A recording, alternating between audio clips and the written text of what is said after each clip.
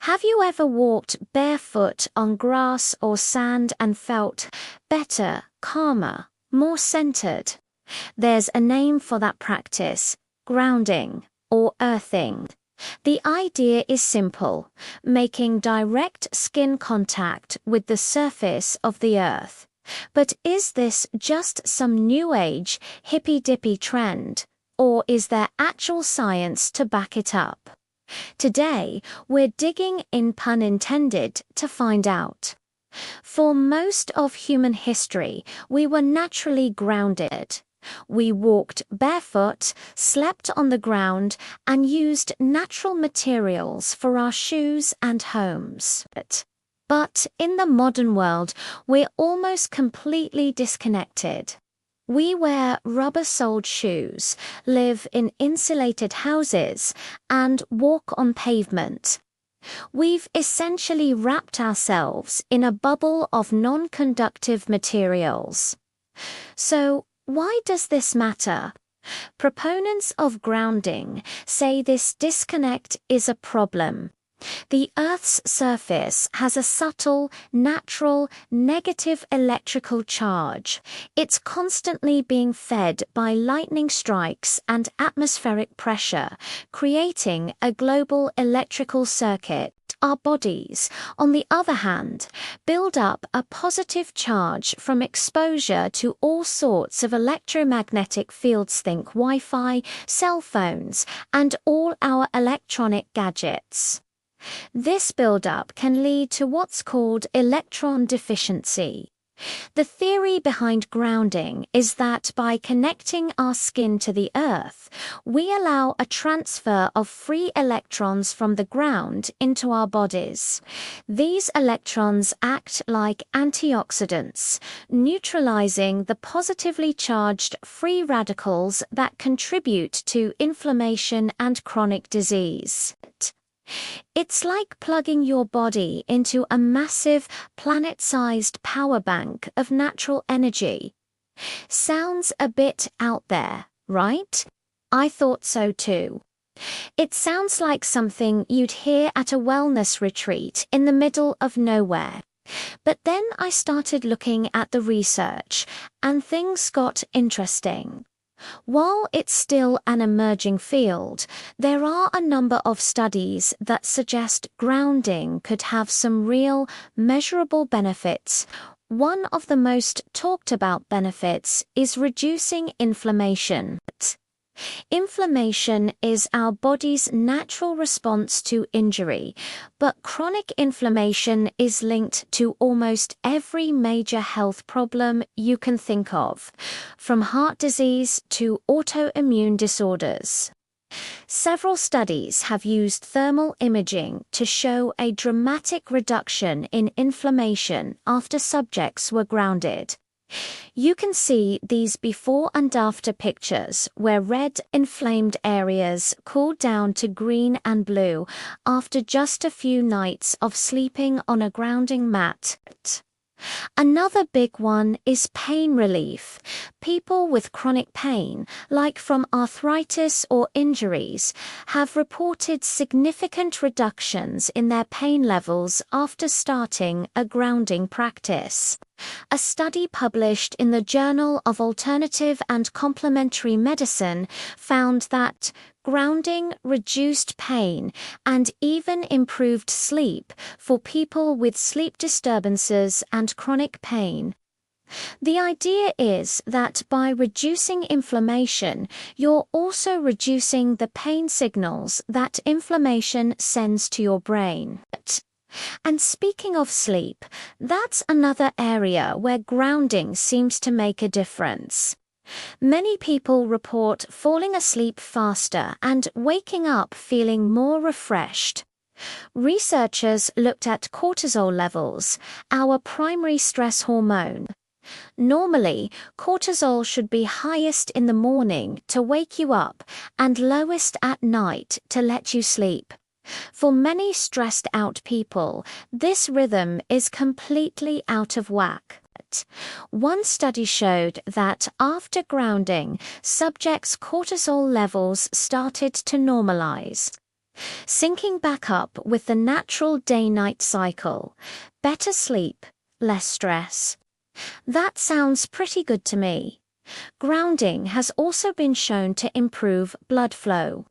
Some studies have looked at red blood cells under a microscope before and after grounding.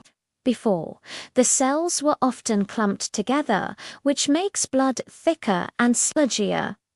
This is called high viscosity, and it's a big risk factor for cardiovascular issues. After just one session of grounding, the cells were more separated and flowed more freely.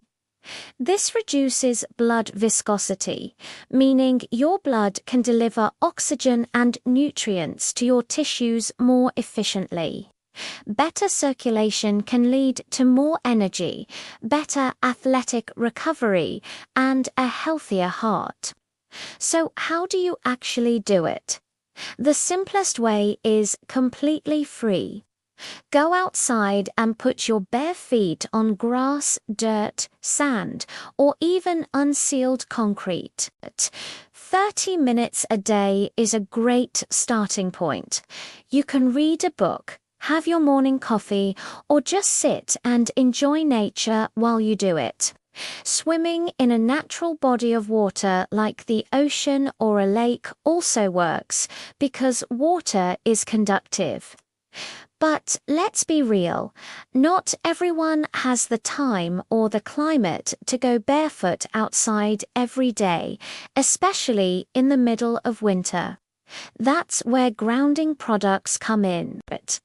You can buy grounding mats for your bed or your desk. Grounding patches you can stick on your body, or even special shoes that have a conductive plug in the sole. These products all work the same way. They have a conductive material that you plug into the ground port of a properly wired electrical outlet. And no, you're not plugging yourself into the electricity. You're just using the ground wire in your home's wiring system, which literally connects to a metal rod buried in the earth outside your house. It's the same principle as walking barefoot, just brought indoors for convenience. Now, it's important to approach this with a healthy dose of skepticism. The field of grounding research is still relatively small. Many of the studies have small sample sizes or are funded by companies that sell grounding products, which can create a conflict of interest. We definitely need more large-scale independent studies to confirm these findings and understand the mechanisms better. Critics argue that many of the reported benefits could be due to the placebo effect. If you believe something is going to make you feel better, it often will, and there's nothing wrong with that. The placebo effect is a powerful thing. Others suggest that the benefits might come from simply spending more time in nature, which we already know is great for our mental and physical health. Getting some sun, breathing fresh air, and disconnecting from screens, those things are beneficial on their own, with or without the electron transfer. But even with those caveats, the existing evidence is compelling. The potential benefits, less pain, better sleep, reduced inflammation, are significant, and the risks, well, they're practically zero. Walking barefoot outside is free and safe, as long as you watch where you're stepping. Using grounding products is also safe, provided your outlets are properly grounded.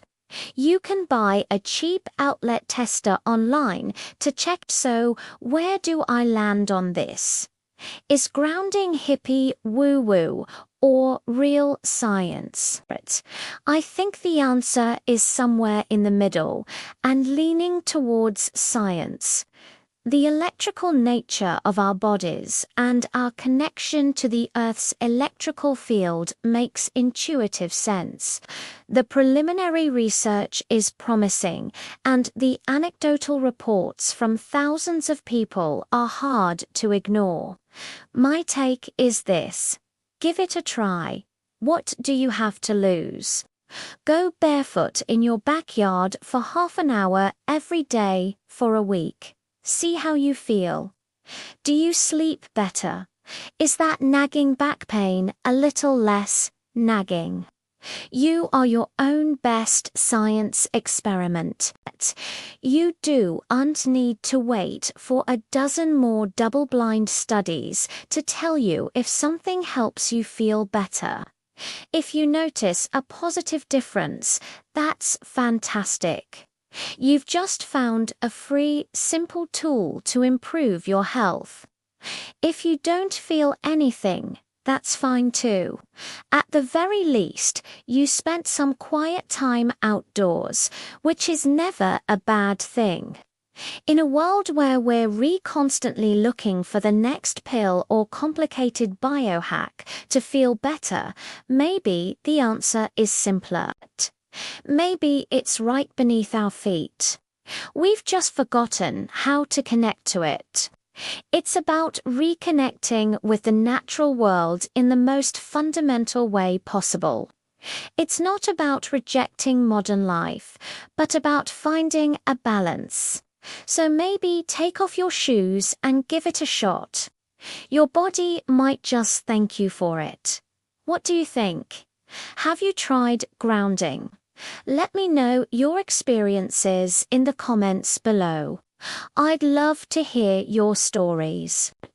Thanks for watching, and if you enjoyed this video, don't forget to like, subscribe, and hit that notification bell so you don't miss our next deep dive.